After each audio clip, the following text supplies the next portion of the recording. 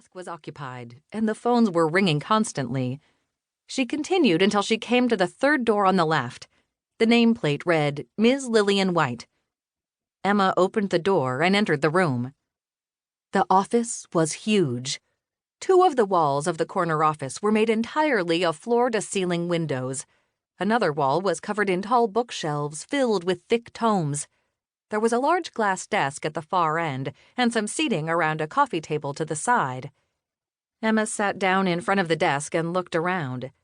Everything in here was as monochrome and sterile as the lobby, if not more so. She settled into her seat and waited. After a few minutes, the door swung open and a slender blonde woman walked through. Lillian White. She was breathtaking. Her light hair was pulled back into a neat bun, and her lips had a pink sheen. She wore a dark gray dress and heels that made her slender legs seem even longer. She had an effortlessly feminine, delicate beauty, but it was clear that Lillian was anything but delicate. Her face wore a hard expression, and her pale blue eyes shone with ice-cold focus. Lillian strode into the room, a mug of coffee in one hand, her phone held up to her ear with the other. She didn't even glance at Emma as she made her way to her desk. "Listen to me," Lillian said.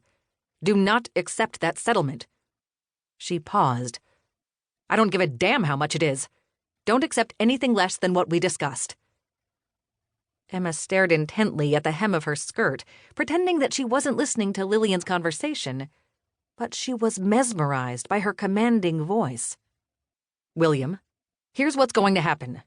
You're going to reject the offer. You're going to sit patiently and wait while they sweat it out. Then they're going to come back with another offer. And you know what you're going to do?" Lillian paused while the man replied. "No, you're going to reject that offer too. And then they're going to come back and offer what we originally asked for. Then you can accept. Do you understand?" "Good." Lillian hung up the phone.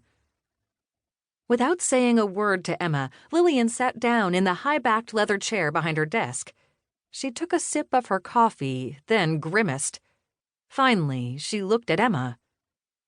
"Who are you, and what are you doing in my office?" Lillian asked. "I'm your new assistant," Emma said. Lillian's eyes swept over Emma. "Is your name Emma Ward?" "No, Are you 56 years old?" "No." "Then you're not my new legal assistant." "My name is Emma Cole. Maybe there was a mix-up?"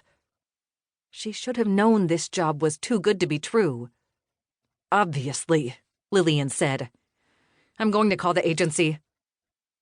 Emma sat and waited while Lillian dialed the number of the agency. Lillian stood up and paced behind her desk. When someone answered, Lillian began to speak to them as if Emma weren't even in the room. It soon became clear that Emma was right. This was all a mistake. "I don't want to hear your excuses. How are you going to fix this?" Lillian asked. "Then send me someone else." Emma's stomach dropped. She was back to where she was a couple of weeks ago, unemployed and with 0 prospects, not to mention 0 money. She would have to move back to her hometown, back to her family, back to living next door to her ex-fiance, the man she'd practically left at the altar. Emma was not giving up on her new life. Not yet. "What do you mean?" Lillian paused. "That's because everyone else you send is incompetent." She raised her hand to her forehead and rubbed her temples. "Then I'll have to look elsewhere." Lillian hung up the phone. Emma shifted in her seat. A tense silence filled the room. "There was a clerical error," Lillian said. "Apparently, Emma Ward is no longer with the agency. Your file got switched with hers." Lillian sat back down. "You might as well go. This wasn't your fault, so you'll be compensated. 2 weeks' salary should be enough." Lillian opened her laptop again and started to type. Emma hesitated. 2 weeks at the generous rate she was supposed to be paid would tide her over for a while. But still. "You're still here," Lillian said. Emma crossed her arms.